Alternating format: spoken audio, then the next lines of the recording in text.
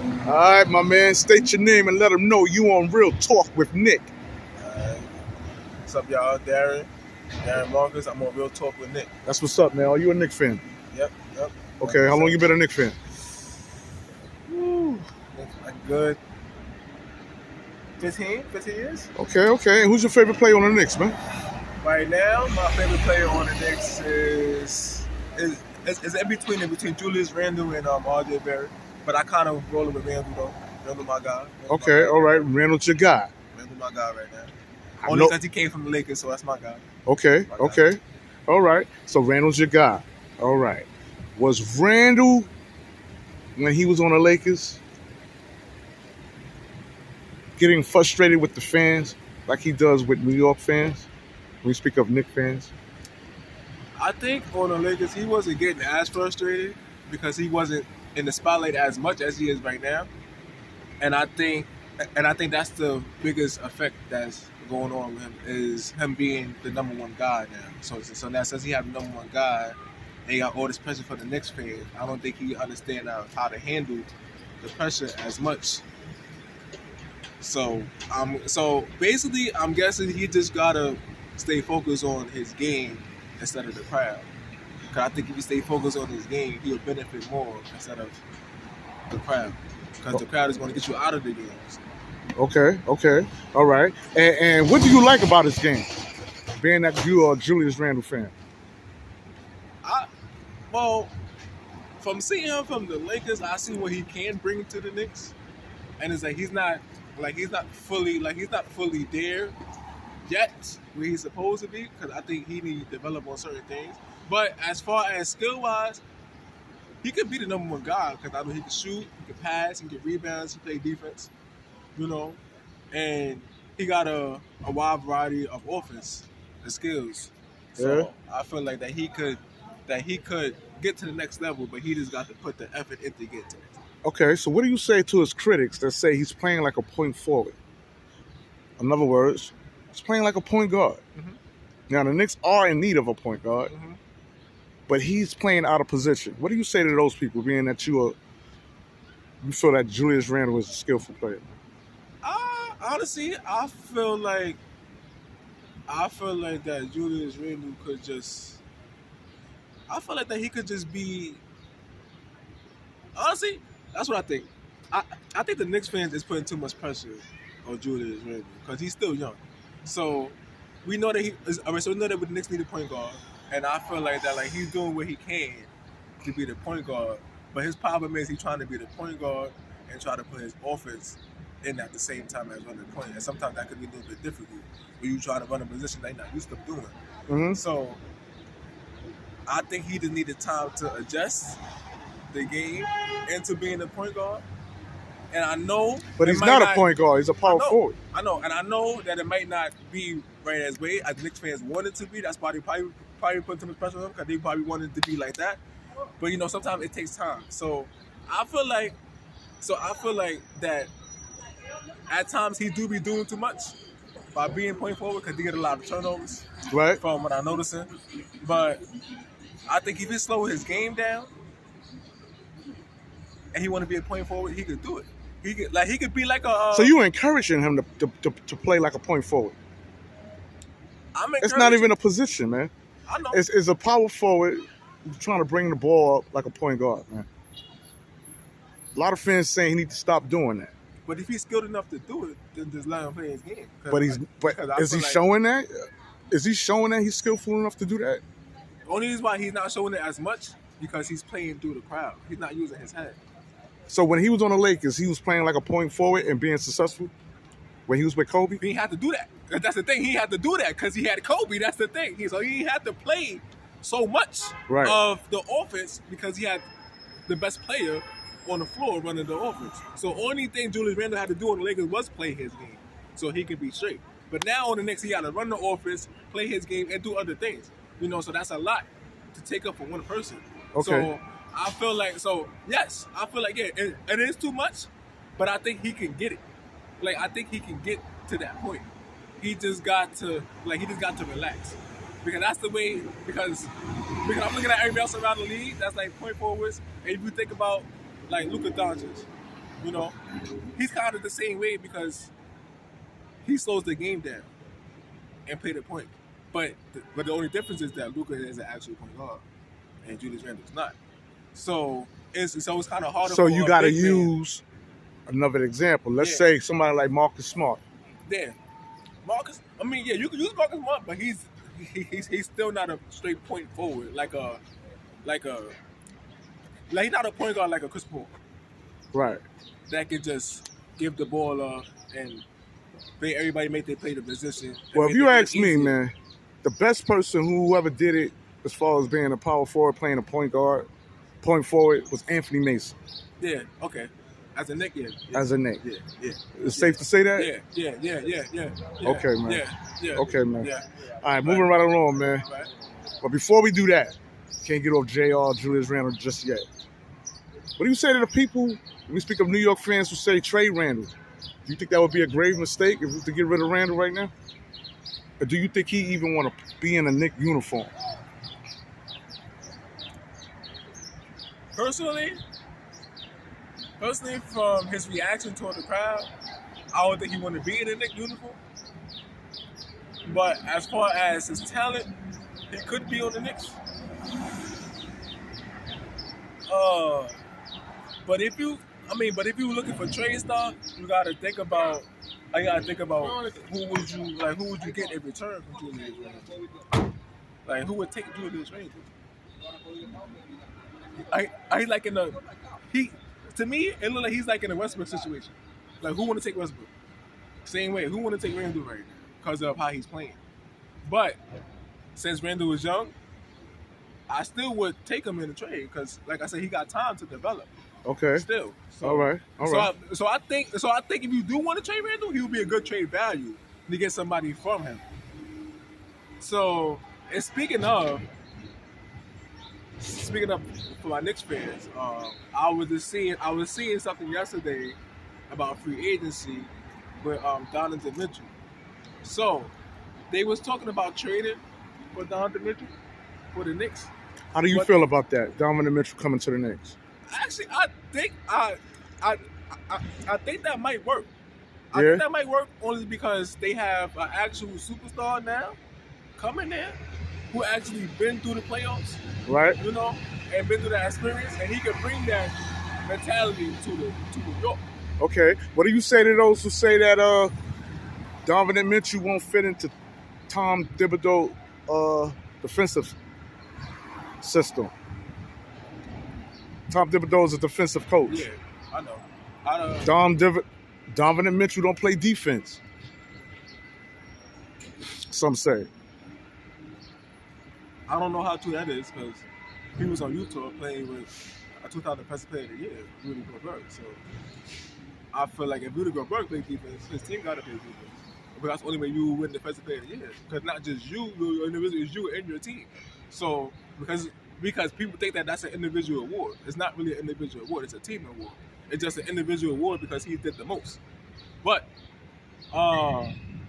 as far as Donovan Mitchell, yeah, I can see him play defense. But I think that Tom Thibodeau will try to use Donovan Mitchell as if he's like a Derrick Rose.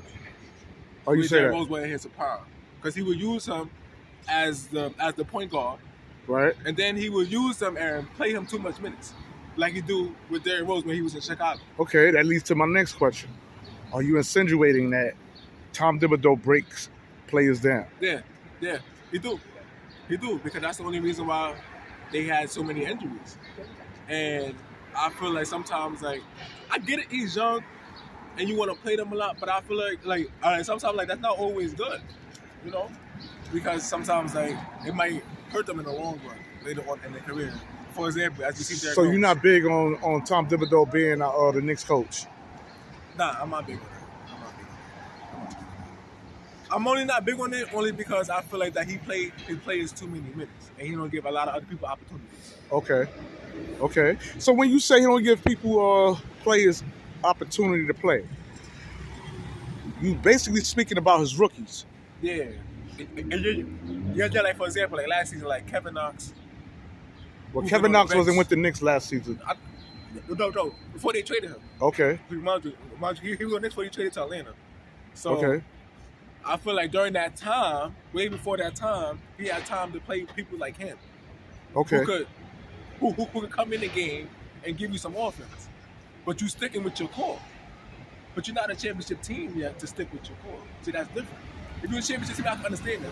But if you're not a championship team, I feel like that you should utilize all your players, especially all your talented players. Right. If you're not using all your talented players, that means it's the coach, and it's not the players. So you don't see the Knicks going anywhere under Tom Thibodeau leadership as a coach? As far as the way last season went with the Knicks, no, I don't think they can. Because, like I said, like now it looks like they actually need a superstar to go somewhere. No matter who the coach is. Okay, man. Moving right along, man. R.J. Barrett, man. When I bring his name up, what comes to mind, man? R.J. Barrett. I actually see R.J. Barrett being a very up and coming talented superstar. I actually see him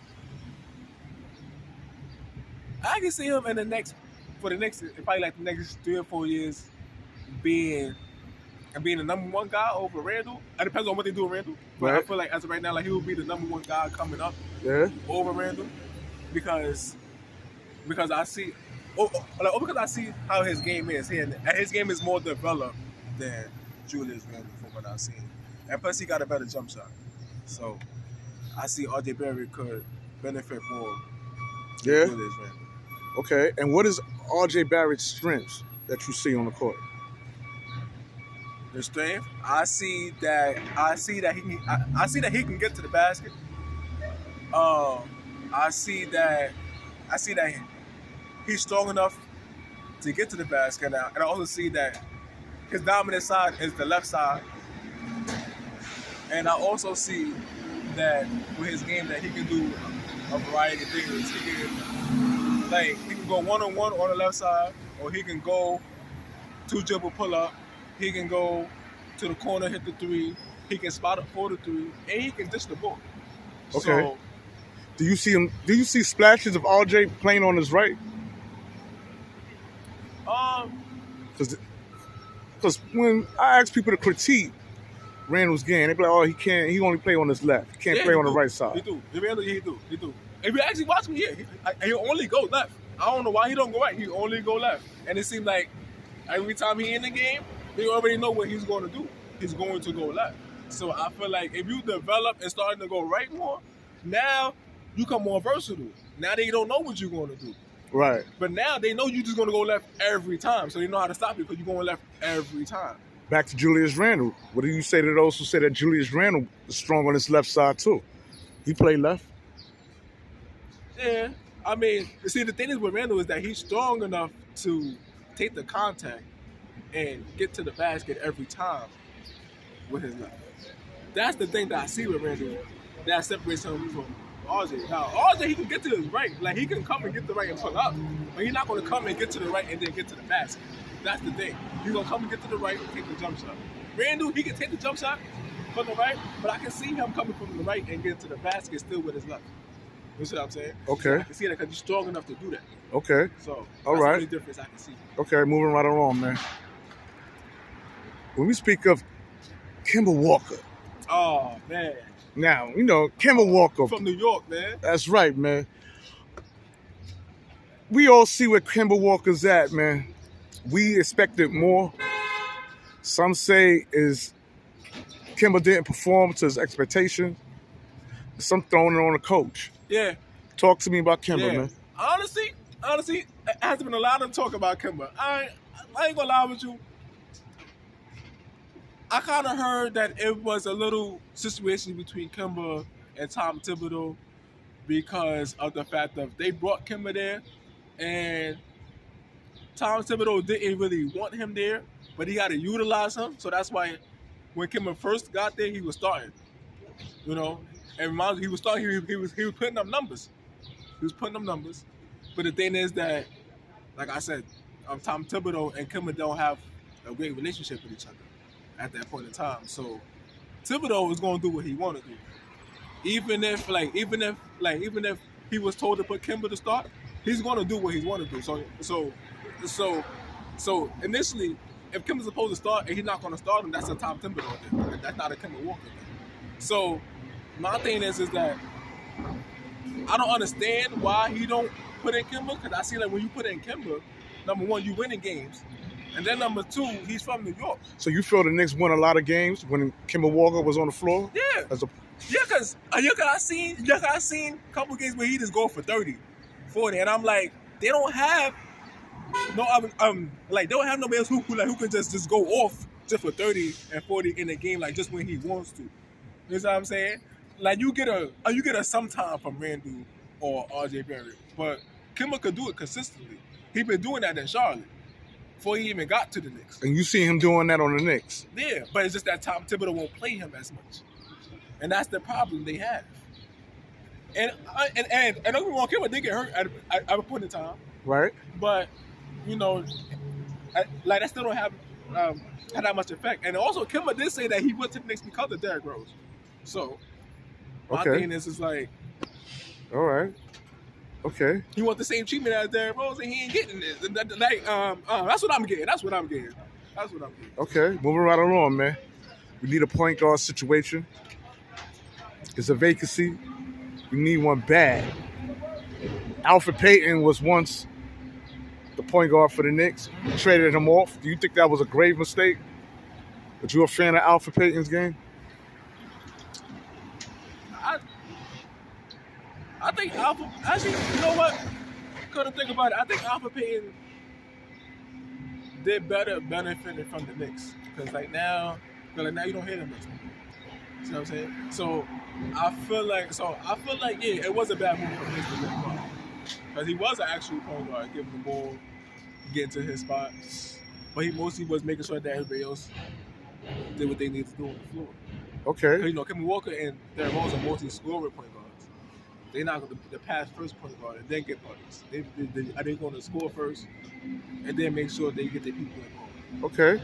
And my man, you quickly, man, who was playing in the second unit under the mentorship of Derrick Rose. Yeah, I was going to say, Emmanuel Quickly should actually start. As a point guard? Yeah. He should actually start because there were games where he was starting with him. Like sometimes he would have a 2-guard rotation. It would be Quickly or Rose or Quickly or Walker. And I see how that has effect because when they both on the floor like that, they can run the fast break game. And plus with Quickly he can shoot, so you got a shooter on the floor too at the same time. You can just spread the court out. Right. You know? So you got one person who can just pass the ball and one person who can just shoot. Okay. So if you was to critique Emmanuel Quickly's game, because he's not a bona fide point guard. No, he's not. 2-guard combo. What is the things he need to do to be more sufficient if he was to take that lead role? To be more sufficient, I think he would. What do you need to do? Well, I mean, because he's a combo guard. So, for much of his game, I know that he can get to the basket and to them do the floaters. Because he loves the floaters. I'll be watching. He loves the floaters. He can do the floaters. He can shoot the 3. I think what he need to do more is be a little bit more defensive minded. Be like a little stopper. Get a couple steals again. And then I also feel like he could be an actual good point guard. Because I feel like that his offensive game brings so much that he can help Julius Randle and RJ Barrett get open and better shots just off of his penetration. Okay. Kick. That's what I think he does. All right, we almost there, man. My man Obi Toppin, the power forward, should he start? Hell yeah, he should have been starting. He should have been starting. I ain't gonna keep it funny. He should have been starting. It should have been him and Randle. Well, you can't play both of them. They both play the same position, the power forward. Yeah. Yeah, but what I mean is when I say that, I mean they could have went small ball. That started the both of them. But I get it.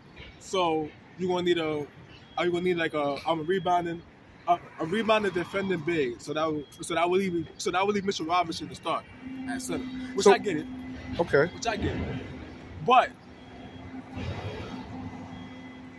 I kind of like Obi Toppin. You know, What's the strength? his strength. Well, to be honest, his strength is dunking from dunk contest. But as far as on the floor, I think his game is kind of gotten better than Randall's because I see that they can utilize him more because So what Obi does that Randle doesn't do? definitely you could definitely set the pick with Obi and you could just throw it up there, he gonna get it. That's one. Randle can't do that because he don't jump like Obi. That's number one. Number two, you can do the pick and pop sometimes where you can just be on the top of the key and you can pick up a pop and you can have Obi in the corner. He can knock that down too. So, yeah, cause I seen it. So I know Obi can shoot a little bit. I know he can dunk. I know he's athletic enough to get rebounds and blocks. Stuff that Randle can't do. Randle can only do, like, he's talented, but he can only do like I like the simple big man game, like with flair. But Obi, he can actually be athletic enough to get rebounds, blocks, dunks. So are you saying that Obi is a better power forward than Julius Randle? Yeah. As far as right now, yeah. Okay. All right. Moving right along. My boy Mitchell Robinson. My man Mitchell Robinson is the unrestricted free agent this summer.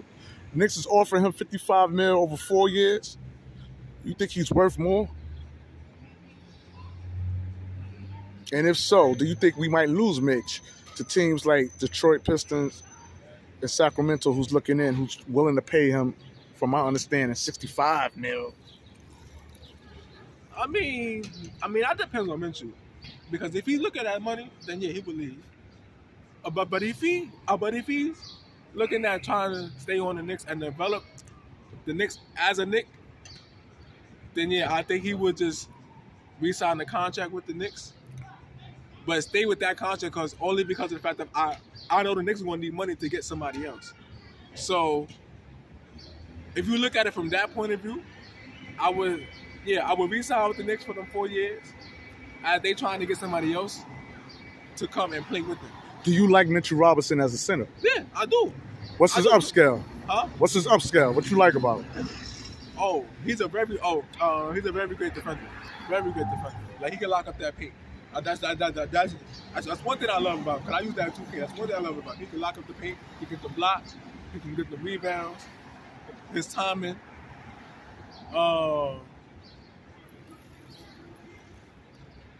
His hustle. And just the way he plays the game. Okay, and what would you like to see him improve on? Every player needs improvement, man. I like to see him develop that little mini mid-range jump shot. Yeah. You know, like to spread out his offensive game a little bit, so he can be more effective on the floor, offensively. But yeah, like I think, yeah, because you know, I always got started with baby steps. So I think that right there, if you start off with that, I think he'll be alright for the long run. All right. In this game. Okay. And Fournier. Evan Fournier. Should we keep him in the first unit? Evan Fournier? I